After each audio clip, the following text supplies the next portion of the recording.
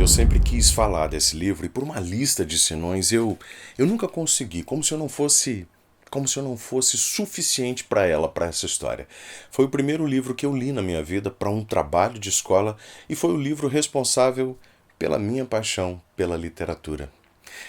Sabe, quando você olha depressa para esse livro, parece que é um simples livrinho sobre garotos e um terreno baldio.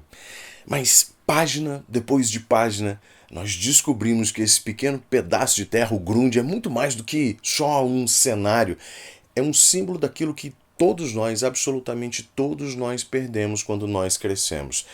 É um livro que começa com risos, risadas, brincadeira, mas termina com silêncio, termina com pesar. E entre uma coisa e outra, fala sobre coragem, lealdade, ética, honra, inocência e o peso de se lutar só por brincadeira, por um pedaço de chão que, no fundo, representa o que nós temos de mais valoroso, de mais valioso em nós mesmos. Nesse livro a gente vê Budapeste se erguendo, os bondes passando, a cidade engolindo os seus vazios. E lá no meio disso tudo tem esse grupinho de meninos travando a sua guerra particular, que é de brincadeira, até certo ponto pelo menos, mas que é da mais absoluta seriedade. Não há canhões nem exércitos armados de fato aqui, criança, nem bandeiras nacionais de verdade. Só pedaços de madeira, bolinhas de gude, bombas de areia, bandeirinhas que nós defendemos, mas que trocam de cor pela simples falta de pano, o que define claramente que símbolos são só importantes porque nós damos importância a eles. E eles podem sim ser trocados pela necessidade mais básica, porque o que importa é o que eles representam e não a materialidade mesma, que é efêmera. E no fundo de tudo, uma ideia de honra que parece muito, muito maior que o mundo. É isso que esse livro traz. E talvez seja exatamente isso o que o Ferenc Molnar quis nos mostrar, que o que se perde na infância nunca se recupera totalmente. Bem-vinda, criança, à minha mais apaixonada resenha de Os Meninos da Rua Paulo, de Ferenc Molnar.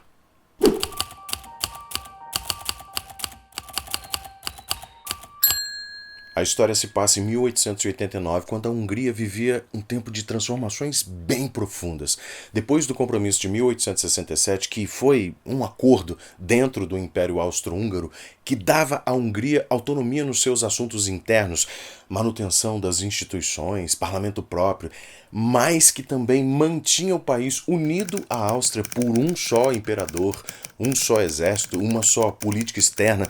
Bom, a Hungria passou a experimentar um crescimento urbano e cultural bastante visível. Budapeste crescia como se fosse uma metrópole moderna. Trens, fábricas, escolas, avenidas começavam a transformar a cidade em um símbolo do progresso. Mas junto com esse progresso vinha a ocupação urbana. Terrenos desapareciam, as brincadeiras e os jogos nas ruas eram expulsos por essa modernidade e o espaço da imaginação começava a encolher.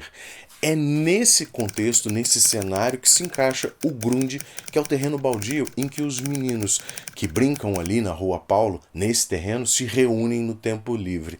É uma área urbana subutilizada que fica entre os prédios ao lado de uma madeireira e é o último refúgio, o quintal que resiste, o território livre em uma cidade que vai se fechando aos poucos. Por isso, quando os garotos descobrem que o outro grupo, os Camisas Vermelhas, liderados pelo Chico Watts, quer tomar o terreno, a disputa não é só uma brincadeira ou só por diversão.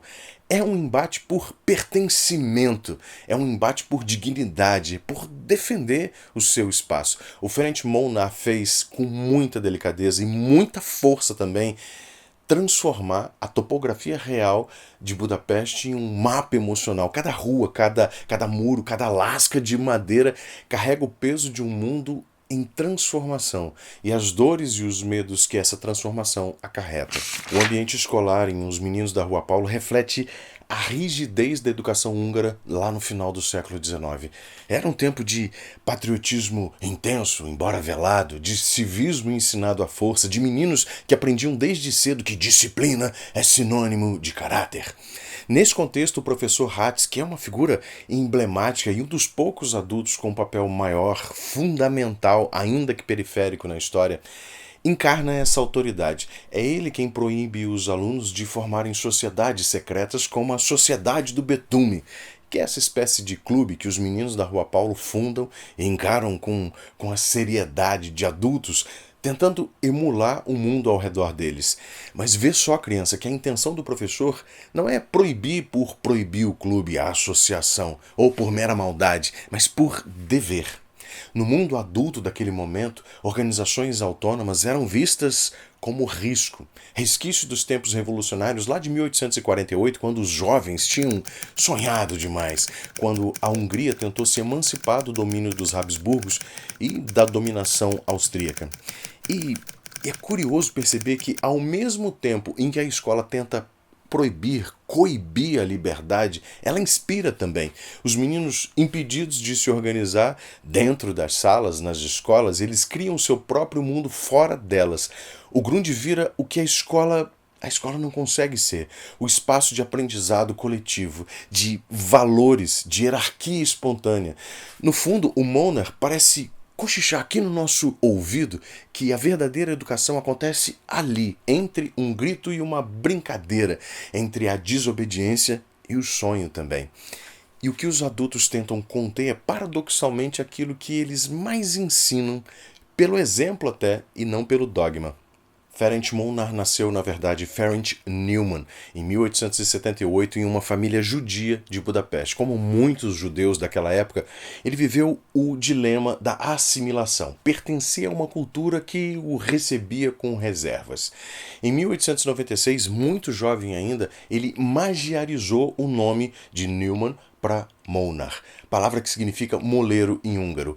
Essa outra palavra, magiarizar, se referia ao processo de assimilação cultural e linguística pelo qual populações de diversas origens étnicas e linguísticas também, que viviam na região histórica do Reino da Hungria, integravam-se à identidade e à língua húngaras, os magiaras, nome que os húngaros referem-se a si mesmos.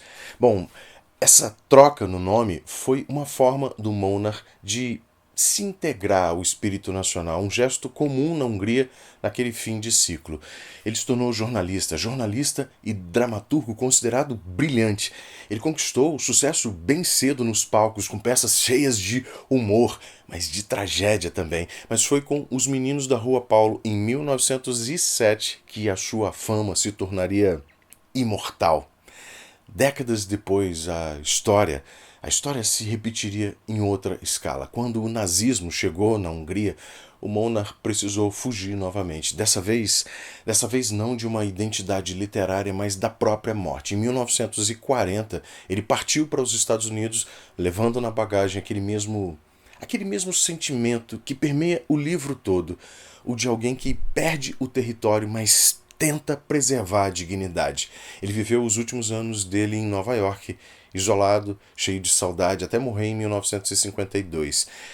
É interessante como a sua vida inteira parece um espelho do que ele escreveu. O homem que teve muitos endereços, mas um só Grund, o da memória.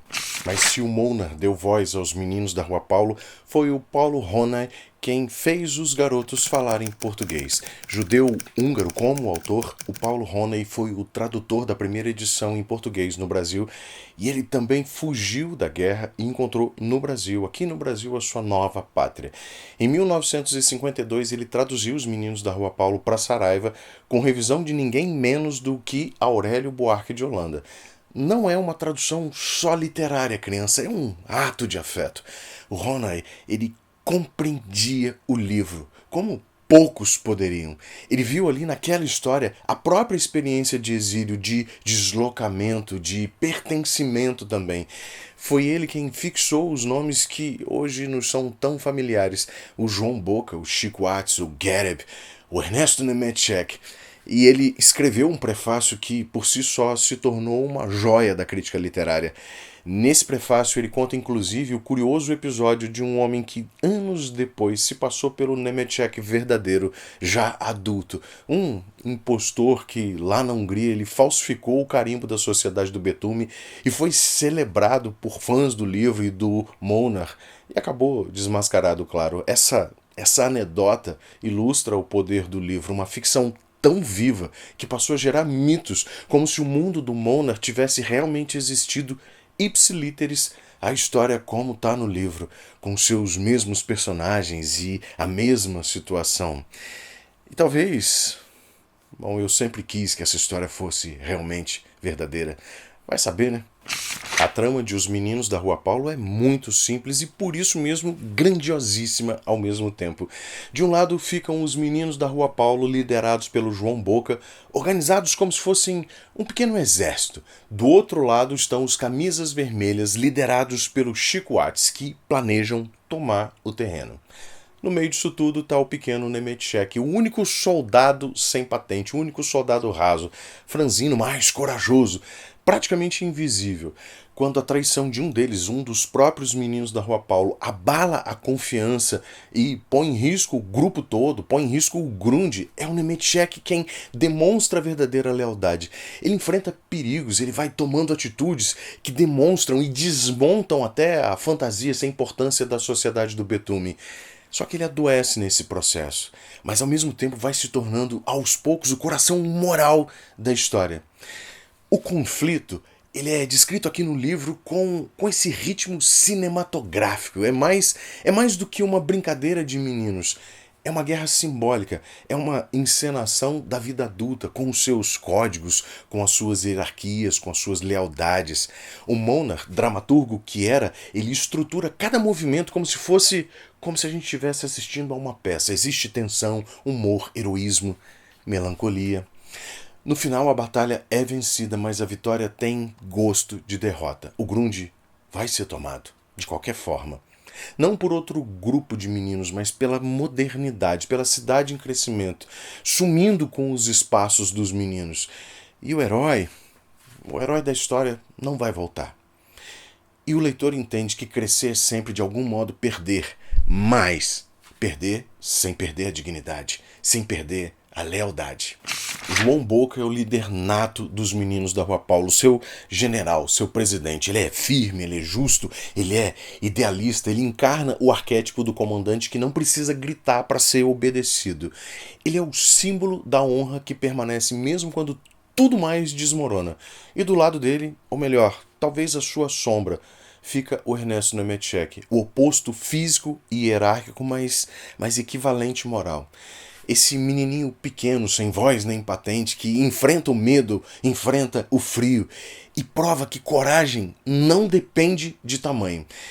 Entre esses dois, o Monar constrói um dos pares mais comoventes da literatura juvenil. O Nemetschek, ele é um mártir da inocência. O Boca, o sobrevivente que carrega o peso da perda. É interessante que o Boca já é o personagem mais amadurecido desde os primeiros momentos do livro. Ele tem 14 anos e as atitudes e os pensamentos desse personagem são os pensamentos de um homem justo, honesto, honrado. Mas bem perto das linhas finais, quando a tragédia se realiza, esse líder dá um salto de amadurecimento dolorido, definitivo. E nós, leitores, amadurecemos com ele. No silêncio do Boca diante do leito do Nemetschek, tem mais humanidade ali do que em qualquer tratado sobre heroísmo. Na sua dor, quando ele percebe que o Grunde vai ser tomado por uma nova construção, nós sentimos junto a perda definitiva da infância. É nesse ponto que Os Meninos da Rua Paulo deixa de ser um livro sobre crianças, meninos fingindo ou brincando, e se torna um livro definitivo, adulto, espiritualmente devastador e maravilhoso ao mesmo tempo. Agora eu quero trazer um momento do livro que eu considero um dos mais marcantes e belos da história. Não pelo sentimentalismo, mas pela precisão narrativa, pela força ética e pela função estrutural que esse momento cumpre no enredo. Até chegar a esse ponto, o Monarch já tinha estabelecido com bastante clareza a rivalidade que existia entre os meninos da Rua Paulo e os Camisas Vermelhas. Ele já tinha introduzido a tensão crescente em torno da traição do Gereb e mostrado esses pequenos embates que preparavam o terreno para algo maior. A humilhação sofrida pelos Camisas Vermelhas quando os meninos da Rua Paulo pregam em uma árvore do Jardim Botânico, onde fica o centro deles, onde fica a base deles. Bom, eles pregam o aviso de que eles estiveram ali no seio do território inimigo. E também a descoberta pelos Camisas Vermelhas de que a bandeira do Grunge que eles tinham capturado, roubado, tinha sido roubada de novo. Esses dois acontecimentos criam um clima de urgência. O Chico Ates, então, convoca o seu grupo para um conselho militar. Esse contexto, que é todo reforçado por um código de conduta quase militar, disciplinado, ritualizado, quase cerimonial, esse momento prepara o palco para uma ruptura que vai vir logo a seguir. É nesse cenário minuciosamente construído que ocorre então a cena decisiva da história. A reunião noturna dos Camisas Vermelhas na ilha, com os sentinelas, continências, protocolos rígidos. Ela é interrompida pela aparição totalmente inesperada do Nemetchek, esse garotinho franzino que tinha se escondido desde de tarde numa árvore. Não apenas revela ser o responsável pelo roubo da bandeira, como desmonta sozinho a narrativa do Gereb e expõe o personagem traidor pelo que ele é de fato, um traidor covarde.